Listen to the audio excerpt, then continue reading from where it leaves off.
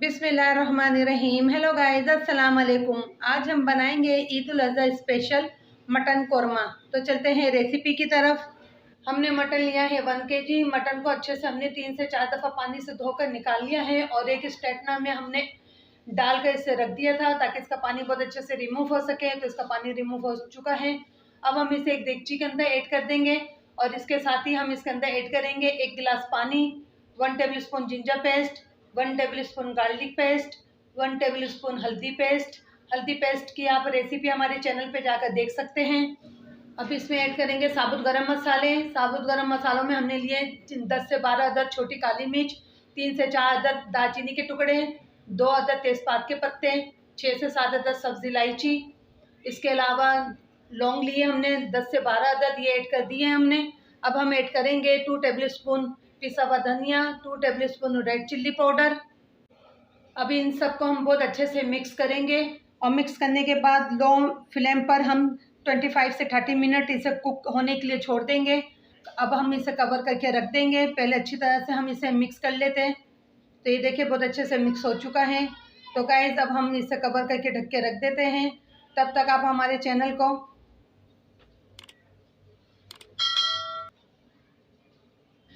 25 minute पूरे हो चुके हैं। अब हम कवर हटाकर चेक कर लेते हैं कि आया हमारा मटन गल चुका है या नहीं।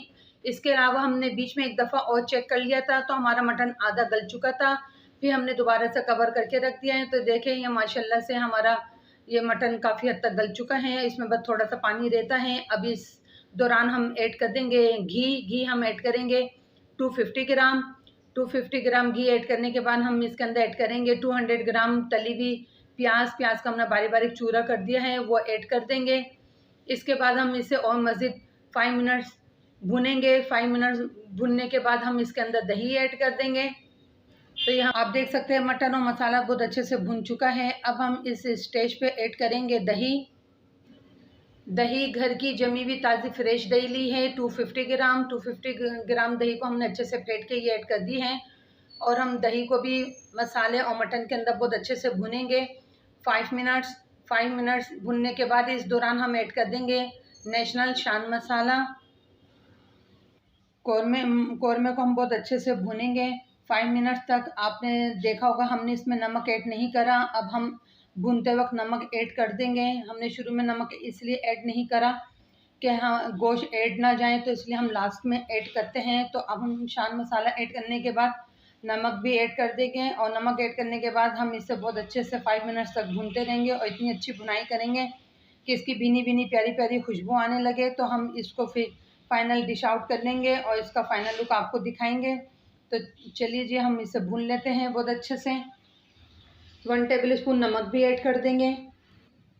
तो गाइस अगर आपको हमारी ये रेसिपी पसंद आए तो हमारी इस रेसिपी को ज़रूर फॉलो करें, अपने दोस्तों के साथ अपनी फैमिली के साथ शेयर करें। तो चलिए जी अब हम इसकी बहुत अच्छी सी बुनाई कर लेते हैं और बुनाई करने के बाद अब हम इसका फाइनल लुक प्लेट में सर्व करके आपको दिखाते हैं। तो चलिए जी अभी हमारे बहुत अच्छे से भुनने के बाद प्लेट में हमने सर्व कर लिया है। आप कौरमे का टेक्सचर देख सकते हैं एकदम परफेक्ट है और मटन भी बहुत अच्छे से कुक हुआ है।